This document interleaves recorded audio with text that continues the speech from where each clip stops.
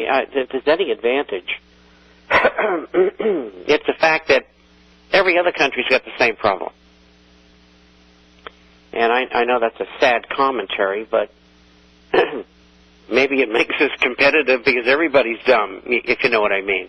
What about China and India? India has a hard time, but China has free education, and the Chinese have always been really, and the Japanese as well, really into education. Mm-hmm. And it's only what's happened since 1948 that screwed their country up. If Mao Zedong hadn't been put in place by the United States government and the British, China would be a much different place today. We probably wouldn't be able to compete with them. This question's in. Carl Denninger wrote an article in 3.9 on the 321gold.com website in which he says the government will seize IRA and 401k accounts to fund rollovers of Treasury debt. Do you believe this? And what would you say is the probability percentage of this coming true? Possible. The probability, I think, is even money. And I addressed that in the last issue, and I did it again in Wednesday's issue, which is coming out in a couple of days. And I don't know. I know what they'd like to do. That's what he just said. But I don't know whether they're going to do it or not. It may be difficult to do it when the Dow's at 4,000 or 2,500 or 1,500. I mean, what are they going to gain? I mean, the lower the Dow goes, the lesser return to the government. We still have a socialist fascist government. They would like to amalgamate all of those retirement plans with Social Security, and they just steal all the money. There wouldn't be anything left. Whether they'll move toward that, I don't know. If I had to guess, I would say there's a 50-50 chance of them doing it, rather than a 50-50 chance of them not doing it. And so, what are the odds? 6-5 that they would. And as you can see, I spent a lot of time at the racetrack in my youth. But that's about the odds. And I am watching Congress, especially the House, very carefully.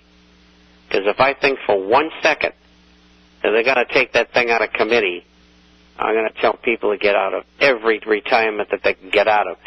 We already have people who are in their late 50s and early 60s who have very good jobs are quitting so they can get at their retirement.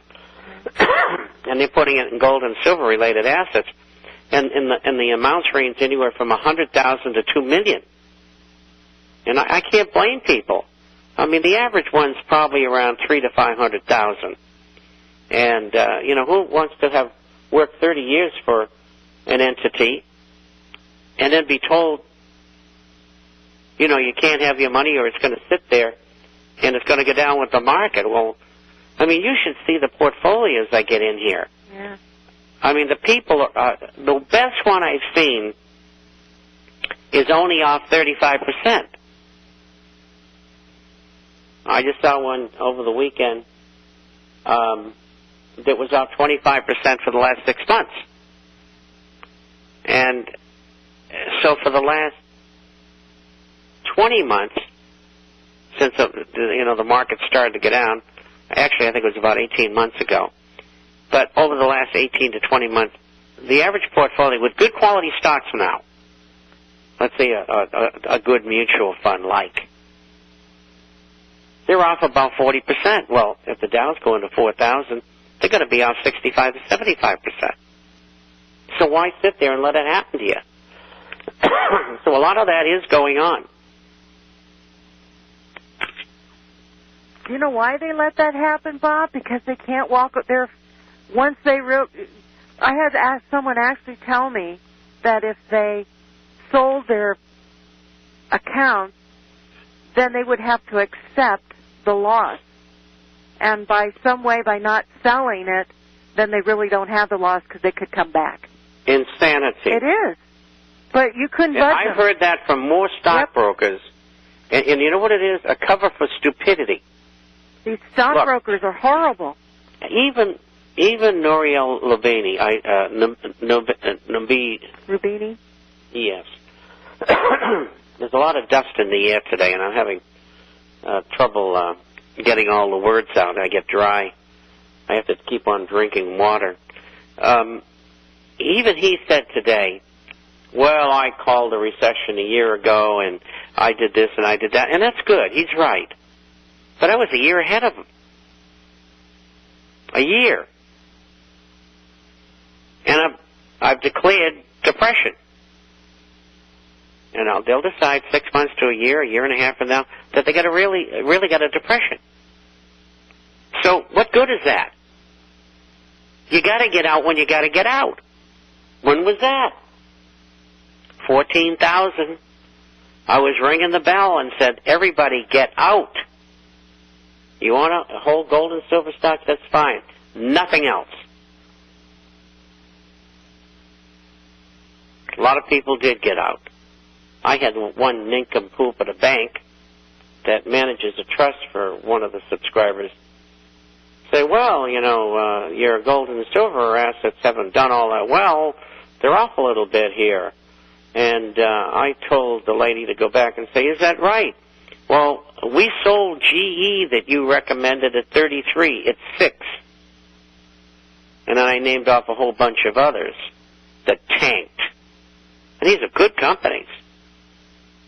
They don't want to know. I didn't do it. The market did it. Well, what good's it having a stockbroker if they can't make some turn calls for you? You know, they're under so much pressure by the people who run these things to keep the scam going. You know, if I was a broker today and worked for one of the 5 top brokerages in the United States, and I sent a missive out by email and mail to all of my clients and said, it's 14,000 on the Dow, and I think you all ought to get out except for the gold and silver stocks, I'd be fired on the spot. It's just like the economists and the analysts. If they do that, no more job ever again. They better go back to ditch digging because no one's going to hire them. That's how tight this thing is. And it's in every field. It's in education, law enforcement, electronics. I mean, try working for Microsoft and saying, you know, I think everybody should become more conservative because we're in a recession or depression, and I think you should stop buying computers and you know, wait a couple of years, things straighten out. You would be out of there in 15 seconds. So this is the peer pressure we got going. And that's why the International Forecaster is picking up hundreds of subscribers every month, because we tell people the truth. And I believe we heard the notice that we're at the end of the hour. And we I know. We have many more questions that came in. We'll just have to get to them Wednesday. So, folks, keep sending them, and I'll print them all out. So we'll get to the questions first thing Wednesday. So make sure you tune in. We'll be back on Wednesday, 800-375-4180. And I'll be here, Bob. Will you? Why, is it a special day on Wednesday? No, every day is special with you. Well, I'm telling you, don't eat too many of those pecans. And thanks, Paul. Thanks, Paul. I got your packages today. I'll call you later. 800-375-41. Be safe, take care, and God bless. Thank you. Bye-bye. Bye-bye.